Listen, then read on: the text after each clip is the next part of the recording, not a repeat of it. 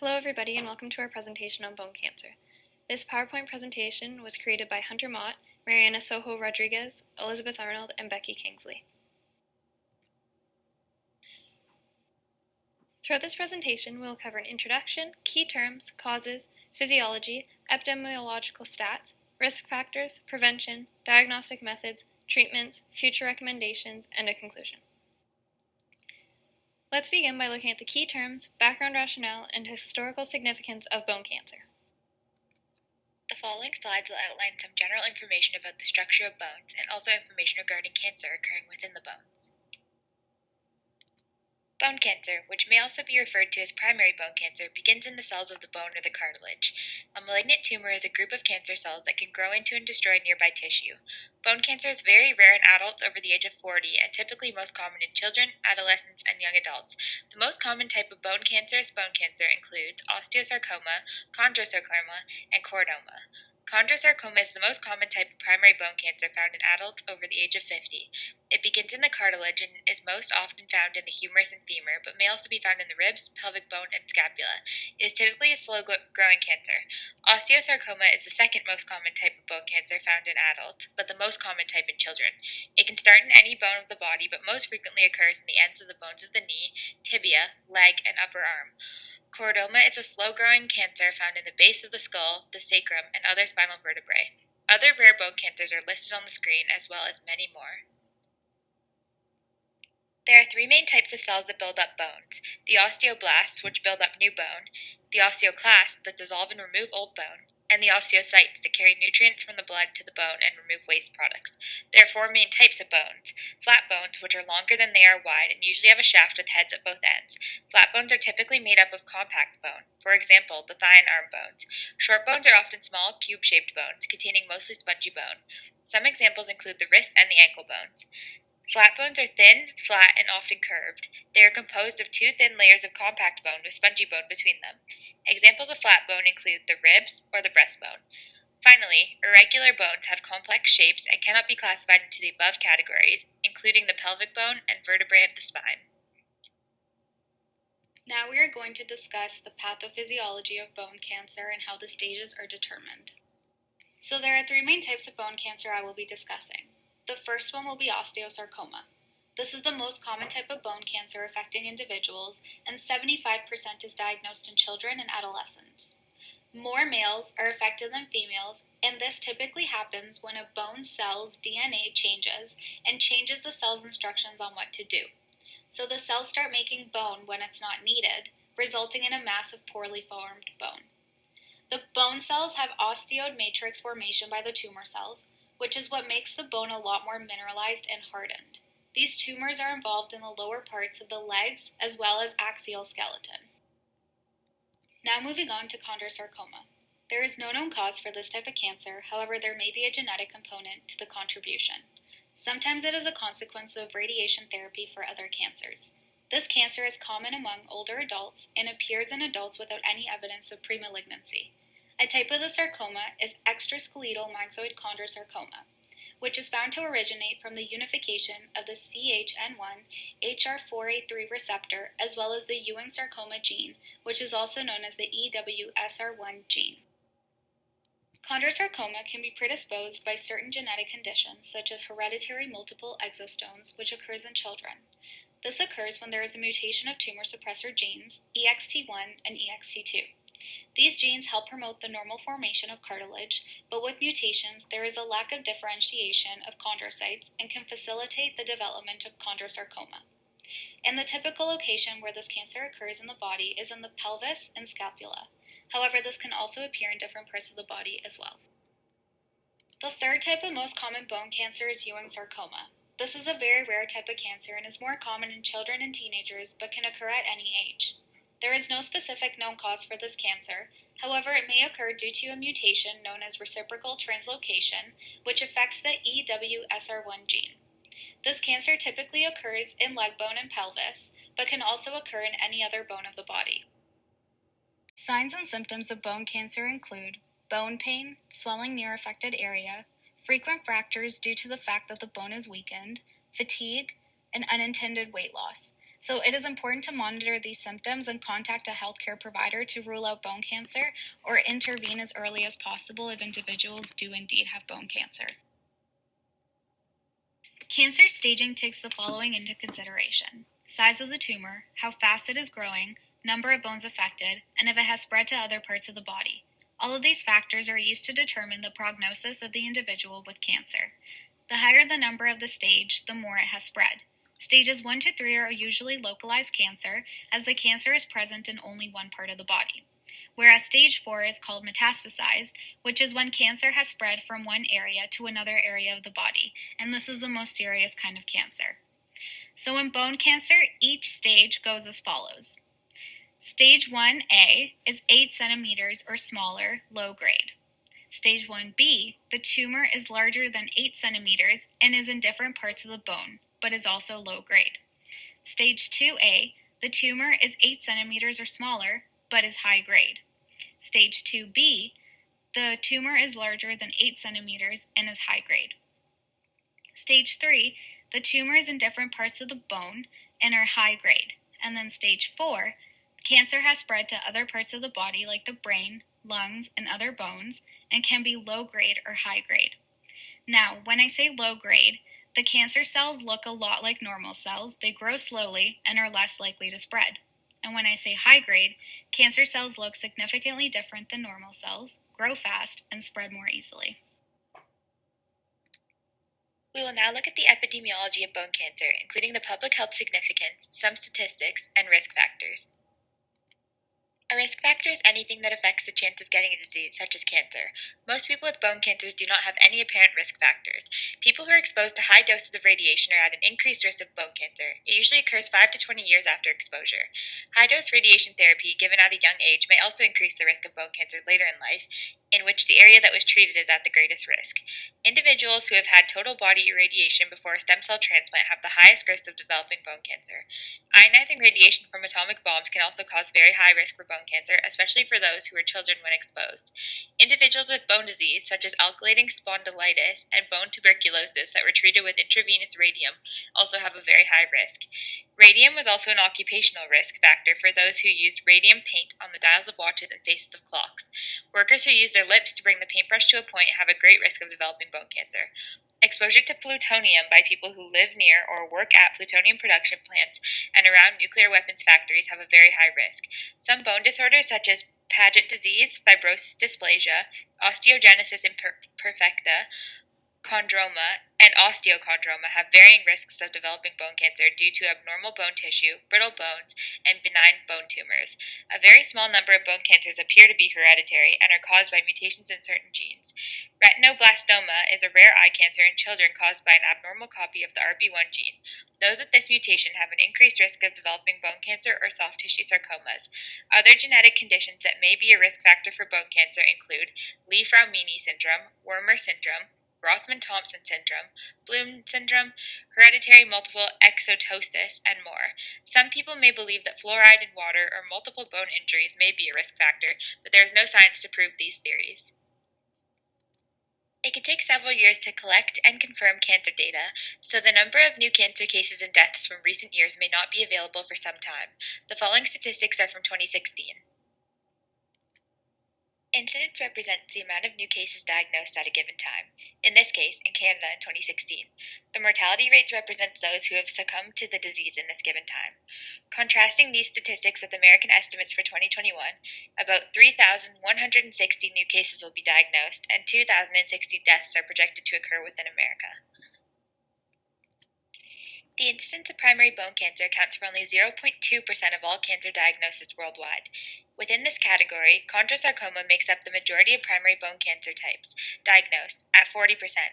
Following this, osteosarcoma accounts for 28%, chordoma for 10%, Ewing tumors for 8%, malignant fibrous histiocytomas at 4%, and the remainder are other rare types of bone cancers.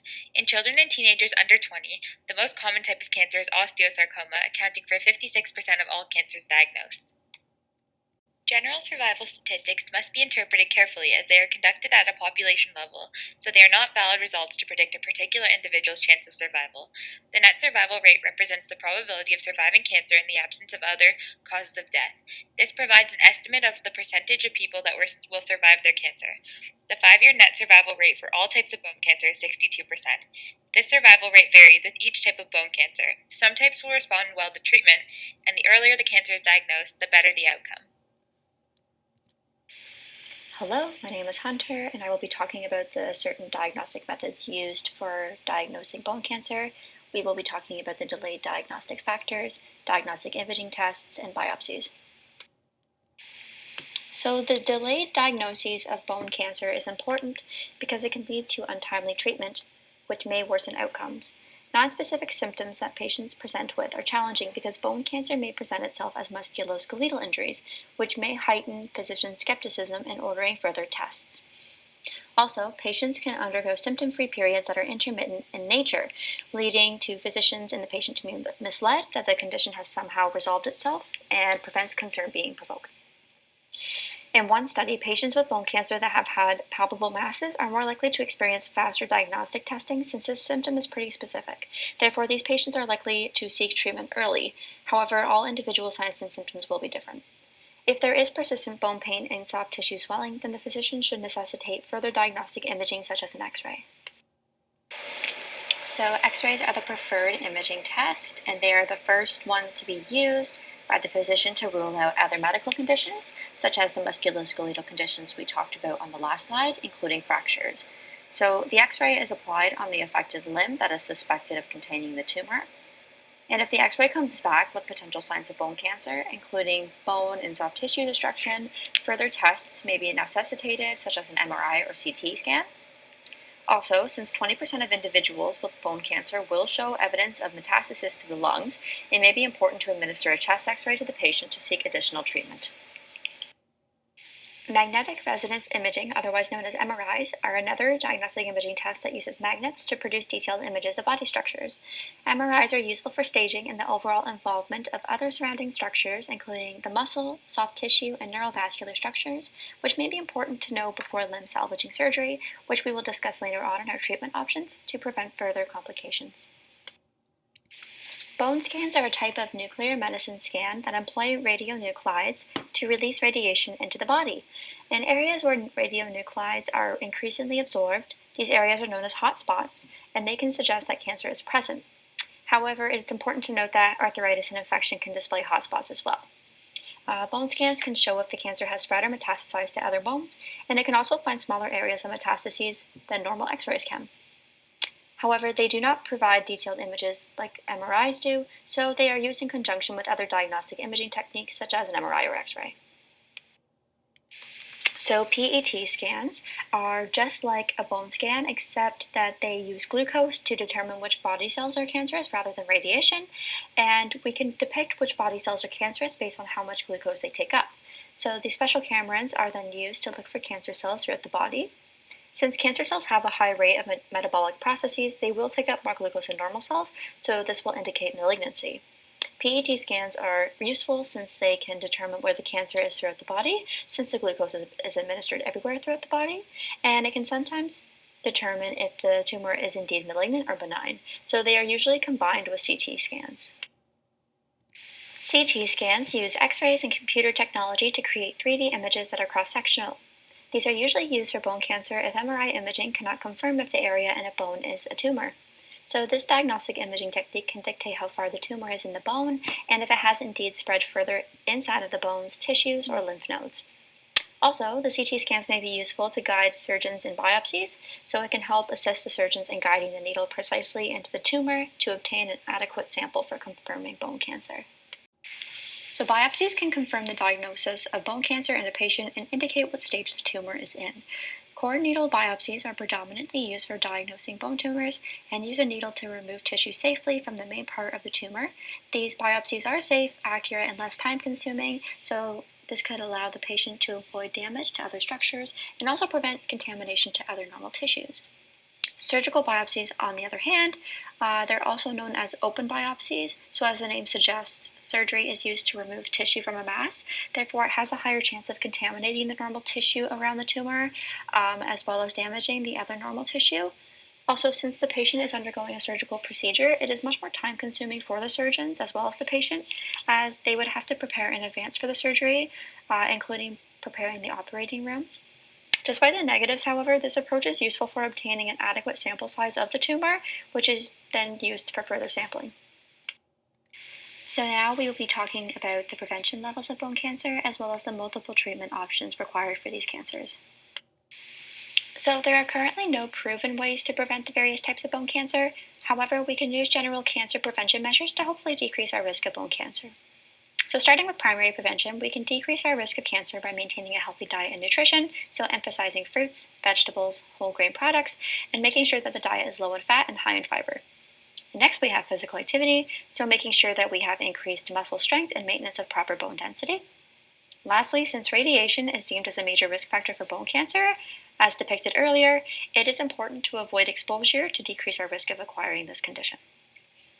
Next, we have secondary prevention, which aims to detect disease in its earliest stages, so obviously including early diagnosis, which obviously can be hard as we have depicted in early slides, such as the nonspecific symptoms and the symptom-free periods that we have discussed.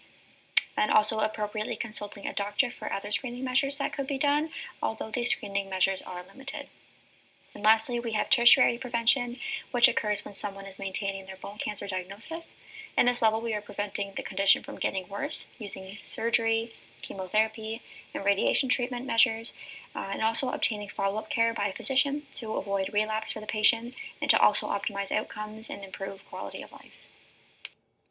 So here we have some options for osteosarcoma treatment, starting from the left to the right. So starting off with chemotherapy, neoadjuvant chemotherapy occurs before surgery, and this can help reduce the size of the tumor. This style of chemotherapy has actually been used since the 1870s and improves the 5-year survival rate of osteosarcoma, and it helps to reduce amputation. Also, if the tumor undergoes more than 90% of primary tumor necrosis or tissue death, then the prognosis for the patient is quite promising, with an increased 10-year survival rate. Adjuvant therapy can be used, which is chemotherapy provided after surgery. It can be used to slow the further progression of metastasis, or if the cancer returns after surgery. Also, methotrexate with etoposide and ifosfamide is commonly used with adults under 25 with osteosarcoma. In the middle, we have surgery. So limb-sparing surgery is ideal since the patient can avoid amputation, so therefore it only removes the tumor. And about 90 to 95% of patients have avoided amputation with the surgery. Amputation removes the affected limb that is plagued with osteosarcoma. However, this is not commonly used due to great advances in treatment. And lastly, an interesting surgery called rotationplasty is used for patients with osteosarcoma, and actually it removes the lower portion of the leg, including the knee joint. Then the foot and the ankle are rotated backwards of the knee, so therefore the ankle functions as a knee, and a prosthesis is used for the rest of the leg. This option may be ideal for patients as they can transition well and perform well in physical sports of daily living compared to amputation. And last but not least, we have radiation therapy, and this may be used if surgery is not possible for the patient due to hard-to-reach areas during surgery, or if there are cancer cells left behind from a previous surgery. So here are the following options for chondrosarcoma treatment. Starting from the left on chemotherapy, chondrosarcoma actually is resistant to chemotherapy. Since cartilage does not have very rich blood supply, the chemotherapeutic drugs cannot actually penetrate the tumor, so it's not very effective. However, it may be effective for rare variants of the disease that are more aggressive in nature. For surgery, we have a wide resection surgery, which involves removing the bone tumor and normal bone and tissue around the tumor. It is the most common surgery used for chondrosarcoma. We then have curettage, which is when the surgeon scrapes out the tumor without removing the bone. However, it can leave a hole in the bone itself. And as explained in the osteosarcoma treatment, limb-sparing surgery is used to remove just the tumor and soft tissue to where cancer has spread. It can also be used to treat chondrosarcoma in the arm, leg, and pelvis. And just like with the osteosarcoma treatment, radiation therapy is only necessitated if the cancer is in a hard-to-reach area in surgery, such as the base of the skull, which may be difficult to remove all the cancer. This treatment may be applied before or after surgery. So for Ewing sarcoma, starting on the left for chemotherapy, neoadjuvant chemotherapy is usually given for 8 to 12 weeks for localized Ewing sarcoma. However, chemotherapy is the primary treatment for metastatic Ewing sarcoma of the bone and is given 12 to 16 weeks. Chemotherapy combinations include vincristine, doxorubicin, cyclophosphamide, etoposide, and ifosfamide. Adjuvant chemotherapy also kills off any cancer cells that are left behind and goes along with radiation therapy as well. And for surgery, Ewing sarcoma actually does really well with a dynamic approach. So that means a multimodal approach of surgery, chemotherapy, and radiation therapy. And this can actually cure over 60% of patients that have Ewing sarcoma. So these treatments together are very promising. And radiation is actually commonly used for metastatic Ewing sarcoma and can be administered before or after surgery or in isolation. Radiation therapy can also offer comfort to relieve symptoms to bone metastases, which is also called palliative therapy. There are currently many different recommendations for future treatments of bone cancer currently under trials. These include bisphosphonates, tumor suppressors, and IgM-C stimulating factor. The first trial we will look at is the use of bisphosphonates in cancer treatment. Bisphosphonates are molecules that travel to osteoclast sites where excessive bone formation and reabsorption is taking place. These molecules bind to the surface hydroxyapatite, aiding in the process of reducing calcium in the hypercalcemic malignant bone cancers. These molecules have been used in osteoporosis treatment for years and hopefully will effectively treat bone cancers as well. Next, we will look at the tumor suppressor trials. There are current trials taking place that suggest a mutation in the RB and P53 tumor suppressor pathways could have a direct link to the production of osteosarcoma bone cancers. The RB suppressor cells are hypophosphorylated and inactivates factor E2F transcription upon binding to the cell. Cell arrest then takes place, stopping all production of harmful excessive growth. P53 cells work in a similar way, controlling WAF1, which inhibits CDKs and works to also cause cell arrest and causing complete apoptosis or cell death in the end. The last clinical trial we will look at is IgM-C stimulating factor as a cancer treatment. IgM-C stimulating factor stands for inhaled granulocyte macrophage colony stimulating factor. IgM-C works by stimulating a proliferation and differentiation of hematopoietic cells, augmenting the function of white blood cells. This augmentation promotes an increase of immune T cells, which in turn helps to fight off metastatic functions of cancer cells. Thank you for listening to our presentation. We hope you can take away lots of valuable information on what bone cancer is, how it works, and how it can be treated now and possibly in the future. Thank you and take care.